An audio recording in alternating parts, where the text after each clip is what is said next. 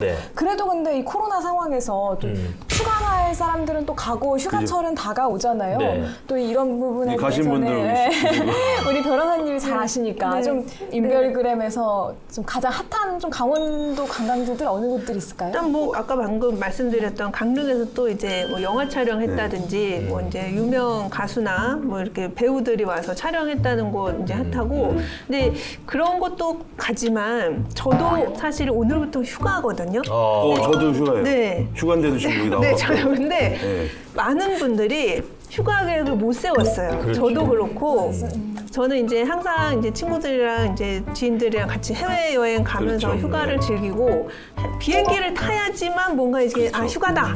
나는 이제 일에서 자유다 이렇게 되는데 오늘 휴가인데 저는 이제 아마 녹화 끝나면 또 사무실 가게 될 것 같아요. 또 가면 또 일하고 전화 받고 해서 휴가 같지 않고 그냥 흐지부지하게 돼버리는 많은 분들이 휴가 계획 못 세우고 그냥 단발성으로 그렇죠. 뭐 잠깐 갔다 올까? 잠깐 어디 갔다 올까? 뭐 1박 2일로 갔다 이런 식으로 하시게 될 것 같지 작년처럼 그렇게 왁자지껄한 휴가 분위기는 찾아보긴 힘들 것 같아요. 이게 직장인들이 해외를 가는 이유가 있어요, 휴가 때. 전화가 안 되니까. 다 잊어버리려고. 특히 저희 같은 경우는 특보 막 이런 하면 나와야 되거든요. 제가 휴가 중에도 휴가 중에 나온 적이 있어요? 휴가 중에 엄청 서운한 표정이셨어요. 휴가 중에 저 KTX도 한번 그게 이래서 휴가 때였어요? 저 휴가 때입니다. 집사람이랑 저 양양 솔비치에 있다가 초유의 상황이니까. 넘어지고 와서 뭐 또 하고 해서 결국 저희 그 가족이 저희 그 원룸에 3일 동안 갇혀 있었거든요. 요즘에 그런 것들이 많이 뜨고 있대요. 지금 혼자서 이제 집에서 하거나 아니면 이 자연휴양림에 가서 좀 남들과 떨어진 곳에서 이렇게 할 수 있는 이 관광 패턴들이 좀 많이 바뀌면서 집이 가장 좋은 휴가지 있지 않을까. 진정한 휴가는 그냥 집에서 쉬는 거예요. 사실 이렇게 나갔다 오면 진짜 피곤하거든요. 그렇죠. 다리 아프고 무겁고 정말 피곤해서 사실 진정한 휴가는 올해부터다. 올해부터 진정한 그래서 요즘에 정부에서 좀 뭔가 전기세나 이런 걸 좀 더 전기료를 좀 더 지원해 준다든지 좀 이런 게 좀 필요해 보입니다. 이게 돈이 너무 많이 들어가기 때문에. 근데 최근에 지금 뭐 코로나19가 바꾼 여름 휴가에 대해서 보도한 것들을 좀 찾아보니까 첫 번째는 해외여행이 급감했다.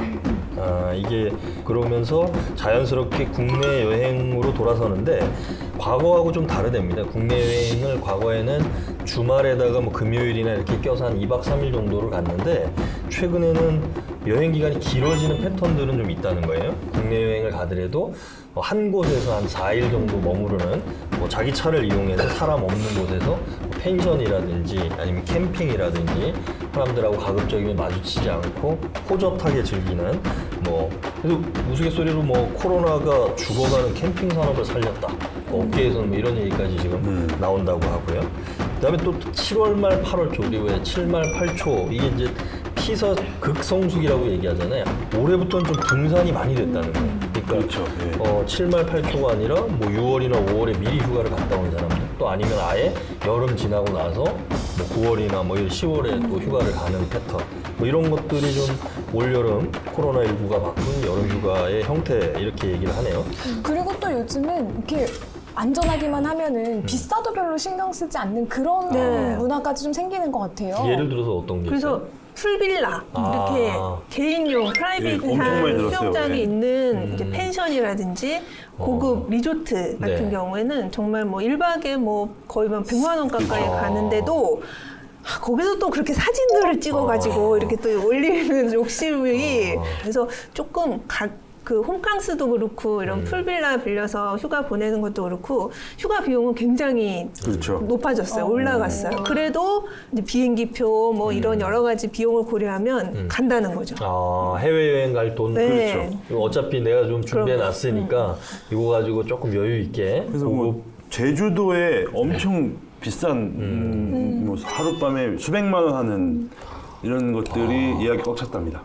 예약이. 예. 근데 지금 뭐 우리 강원도 동해안에 뭐 제주도뿐만 아니고 강릉이나 속초나 동해안 지역의 주요 고급 뭐 호텔 리조트도 거의 다 지금 그렇죠. 예약은 다 완료됐다 그러더라고요. 그리고 요즘 이제 결혼하는 신혼부부들도 이제 해외여행으로 신혼여행 못 가니까 이제 제주도나 강원도에 좋은 호텔, 그러다 보니 최고급 호텔 이런 거 아. 찾게 되고 이렇게 되는 것 같아요. 그럼 뭐 최근에 지자체도 이런 변화에 대해서 좀 대응하고 있는 것들이 있을까요? 일단은 특별하게 이제 피해를 보상한다거나 이런 것들은 아직까지 마련되어 있지 않은데 지금 강원도를 비롯한 이 지자체들이 소규모 개별 관광객 네.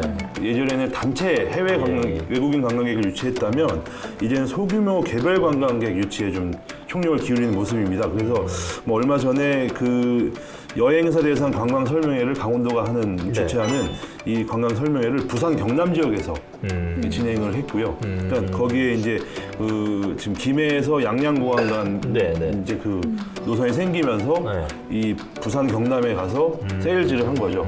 와라. 네. 우리 이런 게 있다. 이 보여줬고 예. 또 춘천시가 이번에 새로운 걸 좀 개발했는데 스탬프 투어라고 하는 걸 했습니다. 그러니까 어디 돌아다니면서 돌아다니면서 스탬프를 찍으면 그렇죠. 지역 뭐 앞에 주고 스탬프를 4개, 6개, 8개 이렇게 좀 나눴는데 4개를 찍으면 에코백을 주고 6개 찍으면 여행용 파우치 8개를 찍으면 닭갈비 세트를 줍니다. 예, 춘천하고 닭갈비이기 때문에 이거는 뭐 강원도 사람도 상관없나요? 예, 근데 뭐 제가 오늘 아침에 좀 통화해서 물어봤더니 한 달 정도 지났는데 한 150명 정도가 왔대요. 근데 대부분이 서울 경기권의 개별 관광객들이 많이 와서 또 어딜 많이 찾았냐 했더니 이 시내권에 있는 관광지들을 많이 찾았다고 해서요. 어떻게 보면 이게 효과가 좀 있지 않을까 하는 좀 생각이 드는 것도 있습니다.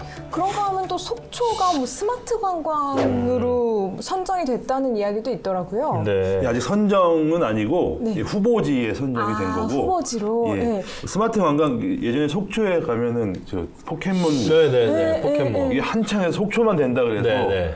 그래서 그것 때문에 되지 않았나 하는 생각이 들 정도로 그게 뭐냐면 인공지능, 증강현실, 가상현실, 5G 이동통신 이런 거를 관광 서비스에 접목하는 있는 건데 아직까지 선정되지 않았고 이제 9월 달에 최종 선정지가 되는데 아마 한 1억 5천만 원을 들여서 일단 계획 세우는데 정부가 1억 5천을 줘서 계획을 세워라. 잘하면 우리가 35억인가 350억인가를 뭐 이렇게 지원한다고 하니까요.